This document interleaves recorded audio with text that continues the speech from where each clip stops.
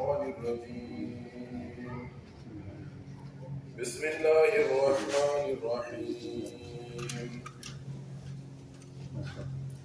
The God-fearing man, wise and steadfast, felt the weight of an impending change in his surroundings. He spoke to his son, a spirited young man with dreams of his own. Skeptical, the son questioned his father's vision, unable to see beyond the horizon. Despite the doubts, the man, guided by his unwavering faith, started working on a grand plan, knowing well that no one else had any plans that could save them from what was getting ready to unfold. As the Nigerian proverb goes, what an old man can see sitting, a young man cannot see even if he climbs the highest Iroko tree. The topic of my speech is the message of peace, how Ahmadiyyat can unite humanity.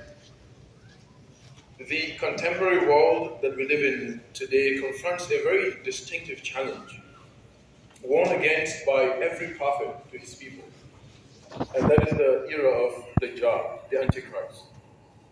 This period is marked by heightened international conflicts and represents a profound assault by Satan on the very core concept of the existence of God and the unity of a community of believers.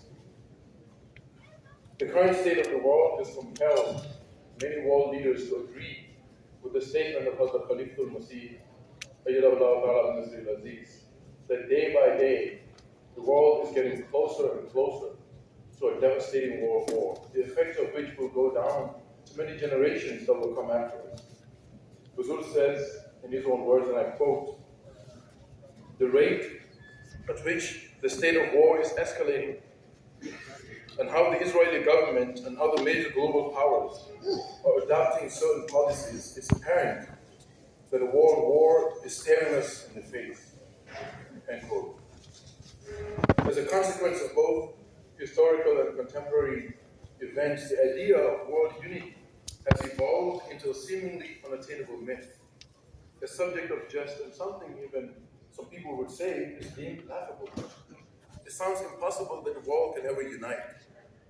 Experts suggest that the key to overcoming these challenges is the establishment of a global creation myth, a shared narrative that fosters a common identity, uniting us all somehow as citizens of the world. But we all know this is a very difficult task. Who should we turn to? Who should we trust and expect to take us all to this utopia? The state of world leaders prompts reflection. It makes us think on their genuine commitment to unity and peace.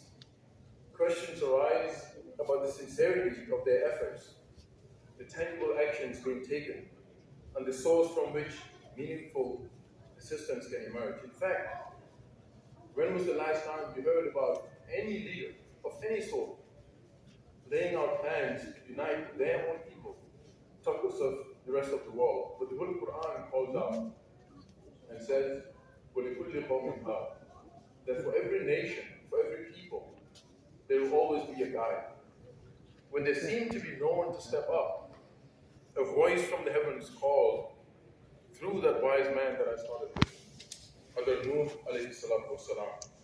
And Allah told him to make a way out, to build an ark. When there seems to be nothing, in fact there is something, only that not everyone can perceive it. The only solution that comes from Allah Almighty Himself, the Quran says, وَاصْنَعِ الْفُلْكَ بِأَعْيُنِنَا وَوَحْيِنَا. This was a revelation that Hazrat Nuh alayhi salatu wasalam received, that make the ark that will save you and your people, based on our revelation and under our own eyes. Allah Himself says He monitors that solution when the world is in trouble. As I go through this presentation, I want us all to make a mental note of the abandoned ship of the Holy Prophet sallallahu alaihi wasallam.